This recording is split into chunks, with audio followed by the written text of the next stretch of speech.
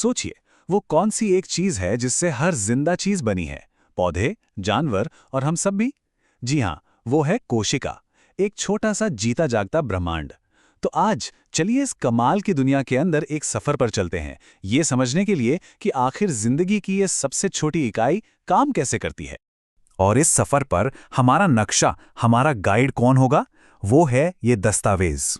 आज की हमारी सारी जानकारी इसी से ली गई है। तो तैयार हो जाइए, देखते हैं कि ये हमें इस सेल की पेचीदा दुनिया में कहां-कहां ले जाता है। तो सबसे बड़ा सवाल ये उठता है कि जिंदगी की इस सबसे छोटी इकाई को बनाने में लगता क्या है? आखिर ये बनती कैसे है? अच्छा, इसे समझने का एक बहुत मजेदार तरीका है। चलिए कोशिका को एक बिजी शहर, एक हलचल भरे शहर की तरह सोचकर देखते हैं। एक ऐसा शहर जिसकी अपनी सरहदें हैं, अपने कानून हैं और अपनी अपनी फैक्ट्रियां भी हैं। तो चलिए इस शहर की सैर शुरू करते हैं। लेकिन ठहरिए, सारे शहर एक जैसे नहीं होते, है ना?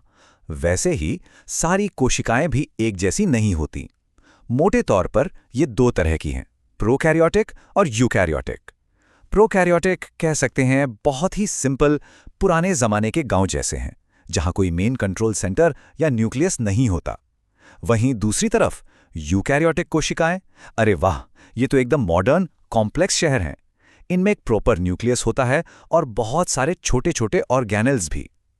तो आज का हमारा जो टूर है ना, वो इसी यूकैरियोटिक शहर पर फोकस करेगा। अब किसी भी शहर में घुसने के लिए सबसे पहले क्या आता है? उसकी बाउंड्री, उसके गेट्स। तो चलिए देखते हैं कि हमारे इस सेल सिटी की हिफाजत कौन करता है। मिलिए प्लाज्मा मेम्ब्रेन से, यानी कोशिका झिल्ली। यह है हमारे शहर का स्मार्ट गेटकीपर। ये सिर्फ एक दीवार नहीं है, ये बहुत चतुर है। ये पूरे सेल को घेर कर रखती है और फैसला करती है कि किसे अंदर आने देना है और किसे बाहर भेजना है। इसे कहते हैं सिलेक्टिवली परमिएबल, मतलब एंट्री सिर्फ उन्हीं को मिलेगी जिनकी जरूरत है। हर कोई अंदर नहीं आ सकता। ठीक है, गेट से एंट्री तो मिल गई, अब कहाँ चलें?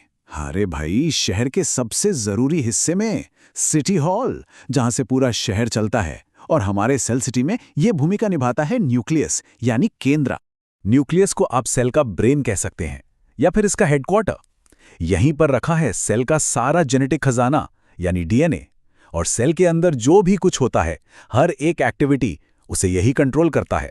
मतलब शहर के सारे बड़े फैसले, सारे ऑर्डर्स यहीं से पास होते हैं। तो चलें इस सिटी हॉल के अंदर। देखिए, इसकी सुरक्षा के लिए एक डबल लेयर वाली दीवार है, जिसे कहते हैं न्यूक्लियर एनवेलप। आने जाने के लिए खास दरवाजे भी हैं, जिन्हें कहते हैं न्यूक्लियर पोर्स। अंदर जो लिक्विड भरा है वो है न्यूक्लियोप्लाज्म। और सबसे कीमती चीज वो है क्रोमैटिन मटेरियल। यही है शहर का मास्टर ब्लूप्रिंट, हमारा डीएनए। सिटी हॉल देख लिया, अब वक्त है शहर के इंडस्ट्रियल एरिया में जाने का। ये वो इलाका है जहां असली काम होता है। चीजें बनती हैं, पैक होती हैं और भेजी जाती हैं। प्रोटीन बनाने का काम यहां एक बेहतरीन असेंबली लाइन की तरह चलता है। देखिए कैसे। Step 1, ribosome. ये हैं छोटी छोटी फैक्ट्रियां जो प्रोटीन बनाती हैं। स्टेप 2, एंडोप्लाज्मिक रेटिकुलम या ईआर। ये एक पूरा ट्रांसपोर्ट नेटवर्क है। ये बने हुए प्रोटीन और लिपिड्स को थोड़ा बहुत बदलता है और आगे भेज देता है। और आखिर में स्टेप 3, गोल्जी बॉडी। ये है शहर का पैकेजिंग और शिपिंग डिपार्टमेंट, जो सामान को फाइनल टच देकर भेजने के लिए तैयार करता है। अच्छा, ये जो एंडोप्लाज्मिक रेटिकुलम है ना, ये भी दो तरह का होता है। एक है रफ ईआर, इसकी सतह पर राइबोसोम चिपके होते हैं, इसीलिए ये रफ दिखता है। इसका काम है प्रोटीन बनाना और ट्रांसपोर्ट करना। और दूसरा है स्मूथ ईआर, इसकी सतह चिकनी होती है क्योंकि इस पर राइबोसोम नहीं होते। ये लिपिड और ग्लाइकोजन बनाने का एक्सपर्ट है। तो देखा, दोनों के काम कितने अलग अलग हैं। चलिए अब जरा गोल्जी बॉडी को करीब से देखते हैं। ये चपटी थैलियों का एक स्टैक जैसा दिखता है, जिन्हें सिस्टर्नी कहते हैं। इसका काम बहुत ज़रूरी है। ये सेल में बने प्रोडक्ट्स को पैक करता है, उन पर एड्रेस का लेबल लगाता है और फिर उन्हें सही जगह पर शिप कर देता है, बिल्कुल किसी पोस्ट ऑफिस या कुरियर सर्विस के पैकेजिंग सेंटर की तरह। अच्छा, शहर में फैक्ट्रियां तो देख लीं, पर कोई भी शहर बिना बिजली और साफ सफाई के चल सकता है क्या? नहीं ना। तो चलिए अब देखते हैं कि हमारे सेल सिटी की ये जरूरी सर्विसेज कौन संभालता है और शहर को बिजली कहां से मिलती है। ये रहा जवाब, माइटोकॉन्ड्रिया। ये है सेल का पावर हाउस। यहीं पर वो जादू होता है जिससे सेल को एनर्जी मिलती है। एक प्रोसेस है ऑक्सीडेटिव फॉस्फोराइलेशन। सीधे शब्दों में कहें तो ये खाने को ऑक्सीजन की मदद से एनर्जी में बदलता है और इस एनर्जी का नाम है एटीपी। ये एटीपी ही सेल की एनर्जी करेंसी है, जैसे हमारे लिए रुपए होते हैं। बिना एटीपी के शहर में अंधेरा छा जाएगा, सारे काम बंद। इस पावर प्लांट का डिजाइन भी बहुत शानदार है। इसके बाहर डबल लेयर की दीवार है। बाहर वाली दीवार तो एकदम चिकनी है, पर अंदर वाली में बहुत सारे फोल्ड्स हैं, जिन्हें कहते हैं क्रिस्टी। अब सवाल यह है कि ये फोल्ड्स क्यों हैं? जरा सोचिए। ये फोल्ड्स सरफेस एरिया बढ़ा देते हैं। ज्यादा एरिया मतलब एनर्जी बनाने के लिए ज्यादा जगह। इसी डिजाइन की वजह से ये पावर प्लांट इतना ज्यादा एफिशिएंट होता है। ठीक है, पावर आ गई, काम चल रहा है, पर जहां काम होता है वहां कचरा भी तो होता है। तो इस कचरे का क्या? अरे, उसके लिए भी एक खास टीम है, लाइसोसोम। लाइसोसोम को आप शहर का वेस्ट मैनेजमेंट और रिसाइकलिंग डिपार्टमेंट कह सकते हैं। इनके अंदर बहुत पावरफुल एंजाइम्स भरे होते हैं। ये सेल के अंदर की टूटी फूटी चीजों, पुराने प्रोटीन्स, मतलब हर तरह के कचरे को छोटे छोटे टुकड़ों में तोड़ देते हैं। इससे न सिर्फ सेल साफ सुथरा रहता है, बल्कि काम की चीजें रिसाइकल भी हो जाती हैं। कितना बढ़िया सिस्टम है। अब एक ऐसी चीज देखते हैं जो सिर्फ प्लांट सेल्स यानी पौधों के शहरों में मिलती है। ये हैं प्लास्टिड्स। इन्हें आप शहर के सोलर पावर प्लांट और बड़े बड़े गोदाम समझ सकते हैं।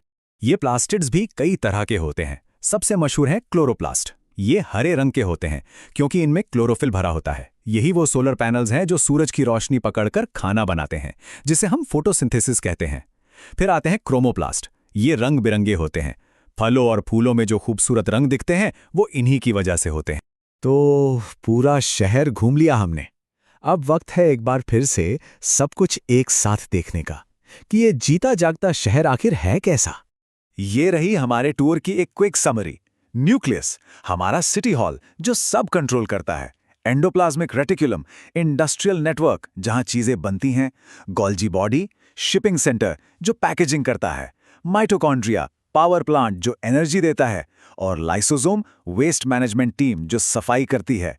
देखिए कैसे सब मिलकर इस कमाल के शहर को चलाते हैं। और ये सब जानने के बाद हम अपने सोर्स मटेरियल के सबसे जरूरी नतीजे पर पहुंचते हैं, जो कहता है, इस प्रकार कोशिका ही जीवन की संरचनात्मक और कार्यात्मक इकाई है। मतलब यही वो ईंट है जिससे जिंदगी की इमारत बनी है, और यही वो मशीन है जो उसे चलाती है। तो मैं आपको एक सवाल के साथ छोड़ जाता हूं। अगर ये कोशिका वाकई एक शहर है, तो जरा सोचिए क्या होगा अगर इस शहर का सिर्फ एक हिस्सा, मान लीजिए पावर प्लांट ही काम करना बंद कर दे। पूरे शहर का क्या होगा? सोचिएगा जरूर।